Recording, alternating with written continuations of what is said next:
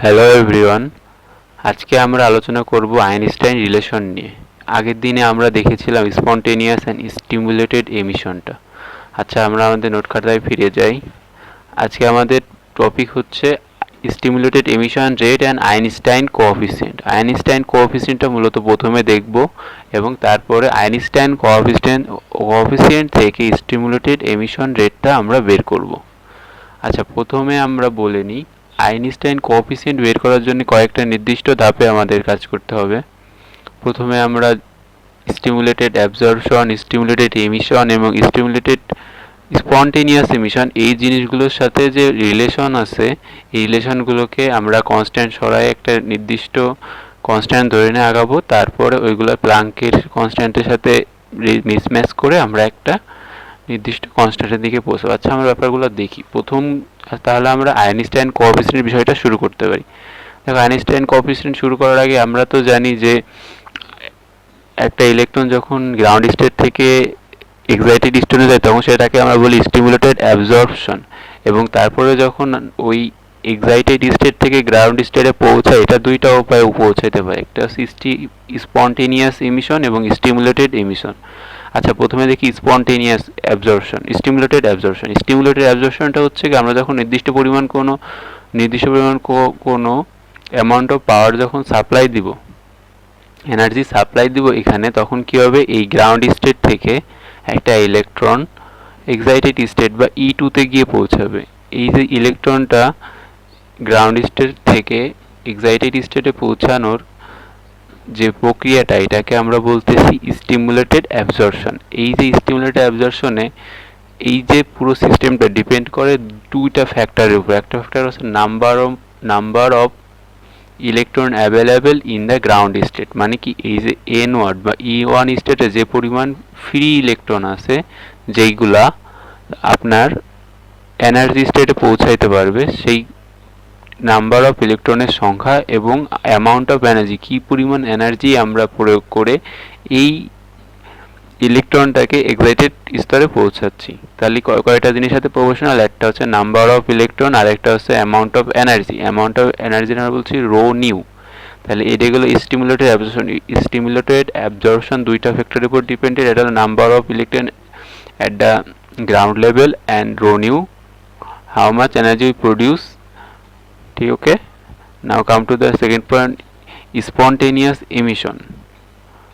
Spontaneous emission কখন হয়? Spontaneous emission হলো স্বতঃস্ফূর্ত ভাবে যেটা হয় সেটা স্পন্টেনিয়াস এমিশন। স্পন্টেনিয়াস এমিশন মূলত কি এক্সাইটেড স্টেট থেকে স্বতঃস্ফূর্তভাবে যখন একটা ইলেকট্রন গ্রাউন্ড স্টেটে পৌঁছায়, এই যে গ্রাউন্ড স্টেটের দিকে যাচ্ছে, তখন যে পরিমাণ ফোটন এনার্জি রিলিজ হয় এইটাকেই আমরা বলতেছি স্পন্টেনিয়াস এমিশন। এই স্পন্টেনিয়াস এমিশনে আমরা জানি যে এই যে energy level, excited energy level এবং গ্রাউন্ড এনার্জি লেভেলের মধ্যে যে ডিফারেন্স, এইটাই মূলত এই পরিমাণ শক্তি মূলত রিলিজ হয়। তাই আমরা লিখতে পারি gap between amount of energy which is eliminated is the energy gap between two energy level. That means is a between two energy level, ঠিক আছে, এই এনার্জি গ্যাপটা হবে এই বিটুইন টু এনার্জি লেভেলের গ্যাপটা। তাহলে এটা হবে কি H nu is equal to E2 minus E1 and also depend on the number of electron available in the excited state, এবং এইটা ডিপেন্ড করবে এই যে E2 তে নাম্বার অফ অ্যাভেলেবল ইলেকট্রনের উপর। নাম্বার অফ অ্যাভেলেবল ইলেকট্রন কি আছে N2, তাহলে এটা প্রপোর্শনাল হবে N2। এবং লাস্ট টপিকটা হচ্ছে স্টিমুলেটেড এমিশন। স্টিমুলেটেড এমিশনের ক্ষেত্রে আমরা কি করি, আমরা একটা এনার্জি সাপ্লাই দিই। এনার্জি সাপ্লাই দেওয়ার কারণে কি হয়, এই এক্সাইটেড স্টেটে যে নাম্বার অফ ইলেকট্রন আছে এইগুলা গ্রাউন্ড স্টেট দিকে ধাবিত হয় এবং নাম্বার অফ ফোটন রিলিজ হয়। ঠিক আছে, when we supply energy to the electron in the excited state, excited state যখন এনার্জি সাপ্লাই দিচ্ছে তখন state will it will de-excite the electron and two photon will emit, এবং দুইটা photon will emit in the same direction. Okay, এই দুইটা জিনিস দুইটা ফ্যাক্টরের উপর এটাও ডিপেন্ড করে। এটা হচ্ছে number of electron available in the excited state এবং কি পরিমাণ এনার্জি আমরা সাপ্লাই দিচ্ছি, এটাকে আমরা বলছি রো নিউ। ওকে, এবার আমরা কি করব, এই প্রপোর্শনাল চিহ্নগুলো সরাই দেব, দিয়ে কনস্ট্যান্ট নিয়ে আসবো। তাহলে আমরা যদি স্টিমুলেটেড অ্যাবজর্পশনের ক্ষেত্রে দেখছিলাম যে ওইটা দুইটা ফ্যাক্টরের উপর ডিপেন্ড করতেছিল, একটা হচ্ছে number of electron available in the ground state এবং কি পরিমাণ এনার্জি আমরা সাপ্লাই দিচ্ছিলাম।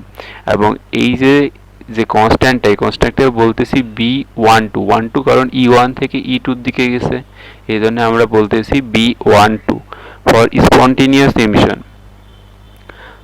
স্পন্টেনিয়াস এমিশনের জন্য আমরা পাইছিলাম কি, এটা শুধু ডিপেন্ড করতেছিল কতগুলো নাম্বার অফ ইলেকট্রন অ্যাভেলেবেল আছে E2 স্টেটে, ওকে। এবং আরেকটা আছে ফর স্টিমুলেটেড এমিশন। স্টিমুলেটেড এমিশনের জন্য আমরা লিখছি B21 কারণ এটা 2 থেকে 1-এর দিকে যায়, এটাও 2 থেকে। তাহলে মনে রাখার মতো ব্যাপার এখানে হচ্ছে, দেখো আমরা যখন স্টিমুলেটেড করতেছি তখন ওইটাকে বি নামে ডাকতেছি, এবং যখন আমরা কোনো কিছু স্পন্টেনিয়াসলি করতেছি তখন এটাকে এ নামে ডাকতেছি। তাহলে স্টিমুলেটেড প্রথমটার ক্ষেত্রে অ্যাবজর্পশনের ক্ষেত্রে কী হয়েছে, 1 থেকে 2-তে গেছে, এবং যখন এমিশন হয়েছে 2 থেকে 1-এ আসছে, এবং স্পন্টেনিয়াসের ক্ষেত্রেও দেখছি আমরা 2 থেকে 1-এ আসতেছে, ঠিক আছে। এবার the thermal equilibrium condition. Thermal equilibrium condition মোটামুটি সবারই জানা, এটা হচ্ছে number of upward transition, number of downward transition, মানে যে পরিমাণ ফ্রি ইলেকট্রন গ্রাউন্ড লেভেল থেকে এনার্জি স্টেটে যাবে ঠিক সেই পরিমাণ ফ্রি ইলেকট্রনই এনার্জি স্টেট থেকে গ্রাউন্ড লেভেলে আসবে। তার মানে কি, যে পরিমাণ ইলেকট্রন উপরে যাবে ঠিক সেই পরিমাণ শক্তি বা নাম্বার অফ ট্রানজিশন, আপওয়ার্ড ট্রানজিশনও সেই পরিমাণই হবে। তাহলে আমরা কি করতে, এই যে এইটা হচ্ছে অ্যাবজর্পশনটার সাথে আমরা স্পন্টেনিয়াস এমিশন আর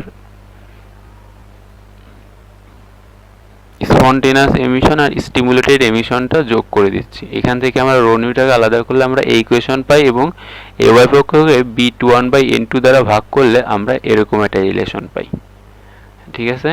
এইটাকে আমরা 1 নাম্বার ইকুয়েশন দিয়ে রাখলাম। এবার নেক্সট আসি আমরা বোল্টজম্যান ডিস্ট্রিবিউশন ল। বোল্টজম্যান ডিস্ট্রিবিউশন ল আলটিমেটলি কিছুই না, number of electron at the present state, মানে প্রেজেন্ট এনার্জি স্টেটে কি পরিমাণ ফ্রি ইলেকট্রন আছে এটাও তো আমাদের জানা দরকার। এটা জানার জন্য আমরা কি করি, বোল্টজম্যান ডিস্ট্রিবিউশন ল দ্বারা বের করি। এখানে N0 পরিমাণ ফ্রি ইলেকট্রন থাকার কথা, এর সাথে আমরা কি করি, এক্সপোনেনশিয়ালের সাথে কি পরিমাণ এনার্জি আছে ওই স্টেটে, এবং কে হচ্ছে গিয়ে বোল্টজম্যান কনস্ট্যান্ট আর টি হচ্ছে টেম্পারেচার, এই দুটো থেকে আমরা বের করতে হবে। ধরো আমরা যদি E1 এনার্জি স্টেটের জন্য ফ্রি ইলেকট্রন বের করতে চাই, তাহলে কি হবে, N1 N এই E1 স্টেটের এনার্জি আর KT for number of electron in the first energy state. যদি আমরা E2 স্টেটের জন্য বের করতে হয় তাহলে E2 স্টেটে কি আছে, নাম্বার অফ ইলেকট্রন আছে N2, আর এখানে N0 E2 হয়ে গেছে, জাস্ট এইটুক চেঞ্জ। এবার কি করতেছি, ডিভাইডেড ডোজ ইকুয়েশন। আমরা যদি এইটাকে এইটা দ্বারা ভাগ করি তাহলে আমরা অনেকটা এরকম একটা ইকুয়েশন পাই। এই ইকুয়েশনটাকে আমরা বলতেছি সেকেন্ড ইকুয়েশন।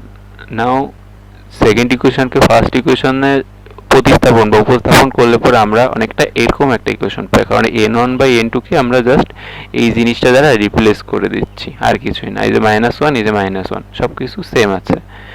এবার আমরা নেক্সট যে লাস্ট লতে আসবো, এটা হচ্ছে according to the Planck radiation law. Planck radiation law জিনিসটা কি ছিল, the amount of energy that anybody can emitted can be written as, তার মানে কি পরিমাণ এনার্জি বা একটা কোনো পার্টিকেল কি পরিমাণ এনার্জি রিলিজ করবে সেটা আমরা এই ইকুয়েশন দ্বারা বের করতে পারি। এখানে লেখা আছে rho nu is equal to 8/h rho Q C Q. C হচ্ছে আলোর বেগ, এখানে e⁻h rho by h tau -1, okay. সব জিনিস যদি ঠিকঠাক থাকে তাহলে সি ভেলোসিটিকে, Boltzmann constant, Planck constant, temperature সবই আমরা চিনি। এবার নাও কম্পেয়ারিং দ্য ইকুয়েশন, এবার কি করব, এই ইকুয়েশনটার সাথে এই ইকুয়েশনটার কম্পেয়ার করব। কম্পেয়ার করলে আমরা কি পাচ্ছি, A21/B21, আমরা জাস্ট কি করছি, এই পোর্শনটাকে আলাদা করে নিছি, এই পোর্শনটার সাথে কি করছি, এই পোর্শনটার রিলেশন করছি। তাহলে A21/B21 ইজ ইকুয়াল টু আমরা কি পাচ্ছি, 8/hBq/cq, আর এখানে B12H21। এইটা আলটিমেটলি দেখো এই রিলেশনটা আর এই রিলেশনটা সেম হওয়ার কারণে আমরা কি পাচ্ছি, শুধু 1 পাচ্ছি। This is the two equation called Einstein coefficient. তাহলে এই যে ইকুয়েশনটা পেলাম, এই ইকুয়েশনটাকে আমরা বলতে যাচ্ছি আইনস্টাইন কোএফিসিয়েন্ট। আচ্ছা, তাহলে আমরা আরেকবার পুরো বিষয়টা রিভাইজ দিই।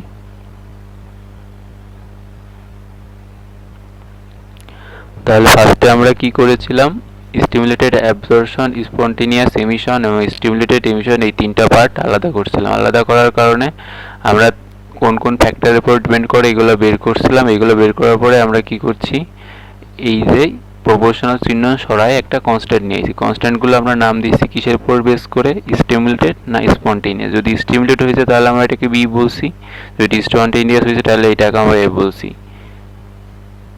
এবার দেয়ার থার্মাল ইকুইলিব্রিয়াম কন্ডিশনের জন্য আমরা যে জিনিসটা পাইছি সেটা হচ্ছে কি, যে পরিমাণ নাম্বার অফ আপওয়ার্ড ট্রানজিশন হবে সেই পরিমাণে ডাউনওয়ার্ড ট্রানজিশন, আপওয়ার্ড ট্রানজিশন আর ডাউনওয়ার্ড ট্রানজিশনটা সমান হবে। এইখান থেকে আমরা রো নিউ এর ভ্যালু বের করছি 1 নং ইকুয়েশন দিয়ে। এবার আমরা ইউজ করছি বোল্টজম্যান ডিস্ট্রিবিউশন ল। এখান থেকে আমরা ইকুয়েশন পাইছি n1 আর n2 স্টেটের জন্য বোল্টজম্যান ডিস্ট্রিবিউশন ল অ্যাপ্লাই করে এনার্জি লেভেলে নাম্বার অফ ফ্রি ইলেকট্রন বের করছি। এবার ওইটা 1 নং ইকুয়েশন পুট করছি, পুট করলে আমরা ইকুয়েশন পাইছি 3 নাম্বার ইকুয়েশন। এবার আমরা প্লাঙ্ক কনস্ট্যান্টের যদি যে ইকুয়েশন পাই এই ইকুয়েশনের সাথে ইকুয়েশনের রিলেশন করছি। ইকুয়েশনের রিলেশন করার কারণে আমরা কি পাইছি, a21/b21 ইজ ইকুয়াল টু এইটা এবং b12/b21 ইজ ইকুয়াল টু এইটা। এই দুইটা ইকুয়েশনকে আমরা বলতে আইনস্টাইন কোএফিশিয়েন্ট। আজকে পর্যন্ত এই পর্যন্তই, ধন্যবাদ।